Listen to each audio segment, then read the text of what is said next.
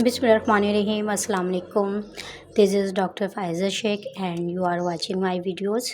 That these are very useful, informative and very knowledgeable videos. You can like, share, subscribe too. First of all, I would like to see all of those women's, men's, boys, girls. They are watching my videos. Very thankful to you. And these are informative topic. So here I'm going to start the new topic that is very important for the women's and also women's health. Endometriosis endometriosis क्या है, ठीक है। आज हम इसको define करेंगे, symptoms भी बताऊंगी, कुछ अकेरेंस भी बताऊंगी, रिस्क फैक्टर्स भी बताऊंगी, फूड एंड एवरी वुमेंस के लिए क्या नीड है। थोड़ा आपको मैं उर्दू में भी बताऊंगी। मुझे एक कमेंट्स के थ्रू किसी ने कहा, एक लेडी हैं और उनका नाम है शांसा है, मीन्स कराची से। उन्होंने कहा थोड़ा बहुत जो है ना उर्दू में भी डिस्कस करें। तो यहाँ पे जो है ना both of them I am using right now. Basically जो एंडोमेट्रियोसिस है इसको समझना बहुत ज़रूरी है वुमेंस के लिए।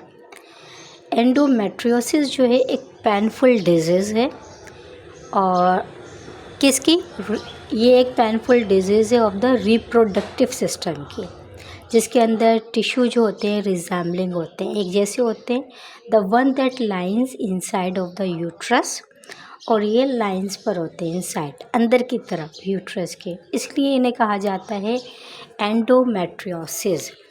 अगर एंडोमेट्रियोसिस की बात करें तो वो कह लें कि ख़वातीन के लिए जो तौलीदी निज़ाम होता है अक्सर बहुत ज़्यादा तकलीफ़देह होता है, जिसमें आपकी जो होती है बच्चादानी जो होती है अंदर की लकीरों से मुशाबह टिश्यू इसके अंदर जो होते हैं ना वो उग जाते हैं, ग्रो अप करते हैं।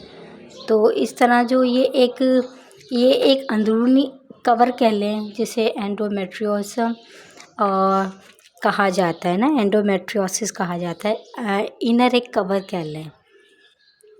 तो एंडोमेट्रियोसिस जो है एक कंडीशन होती है जहाँ पे टिश्यू सिमिलर होते हैं to the lining of the worms के अंदर ग्रो करते हैं इन अदर प्लेसेस में, मतलब दूसरी जगहों के ऊपर, जिसमें ओवरीज हो गई, फैलोपियन ट्यूब्स हो गए, ईटीसी।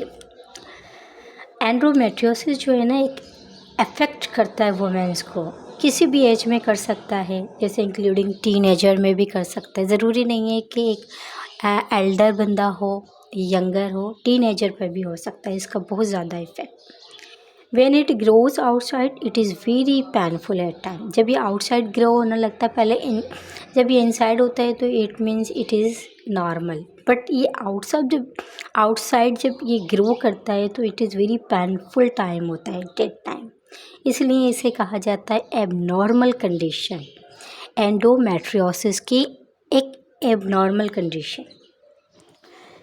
अगर नॉर्मल कंडीशन की बात करें तो एंडोमेट्रियम जो होता है वो एक थिक टाइप ब्रेकडाउन्स होता है ब्लड का, जो कि एवरी मंथ होता है। अगर ये तो मैंने आपको डिफ़ाइन किया था। इसके कुछ सिम्पटम्स होते हैं।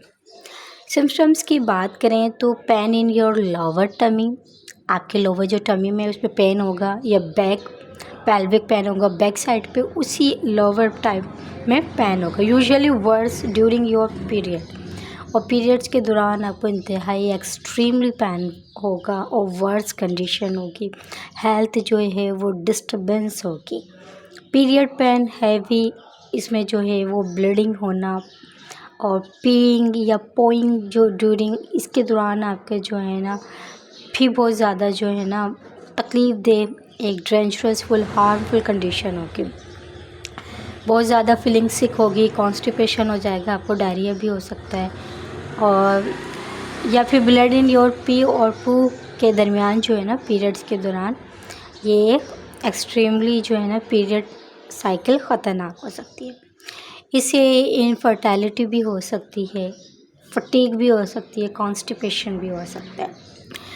ये तो हमारे थे सिम्पटम्स। अगर हम बात करें अकरेंस की तो ये कहाँ, they are most often found किस तरह पाए जाते हैं?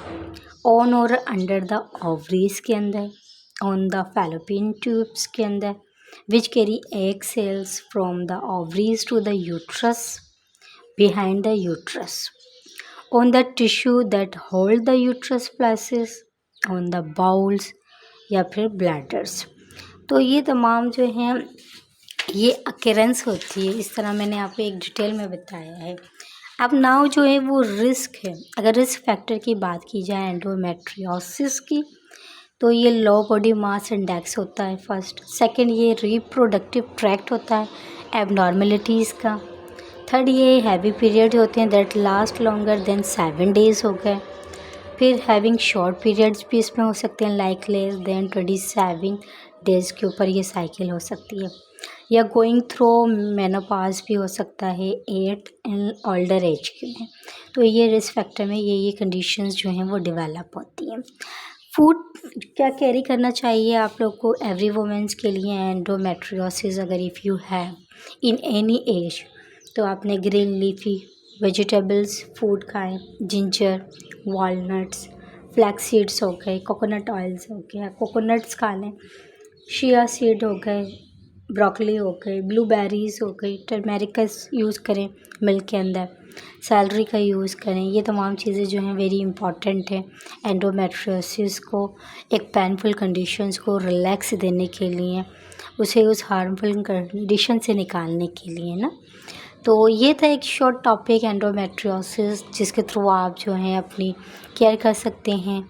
और अगर if you are find in your body तो यू कैन चेकअप ना, चेकअप करवाएं। एक अगर आप जो हैं मुझसे रब्ता करना चाहते हैं, इट मीन्स कि फ़र्दर डिटेल में बात करना चाहते हैं about this topic and you can take any medicines लेना चाहते हैं या है, या फिर आप जो हैं कुछ इसके लिए रिलीफ के लिए कुछ मीन्स के टिप्स लेना चाहते हैं अबाउट दिस टॉपिक, तो you can ask me freely 0308301505 already मेरा नंबर जो है आपको नज़र आ रहा होगा ऑन स्क्रीन के ऊपर। बहुत सारी ख़वातीन जो हैं वो मुझे मीन्स के मैसेजेस कर रही होती हैं व्हाट्सएप पे, कुछ अपनी कंडीशंस के बारे में पूछ रही होती हैं। बट यहाँ पे मैं एक दफ़ा रिकॉल कर दूँ, तमाम टॉपिक्स एक साथ नहीं पढ़ाए जाएंगे, तमाम टॉपिक्स की अवेयरनेस एक साथ नहीं दी जाएगी, बट आपको कनेक्ट रहना बहुत ज़रूरी है। इसलिए सब्सक्राइब करें, शेयर करें, लाइक्स करें, अपने कमेंट्स करें, अपना इजहार करें, अपनी डिजीज़, अपनी टिप्स, अपनी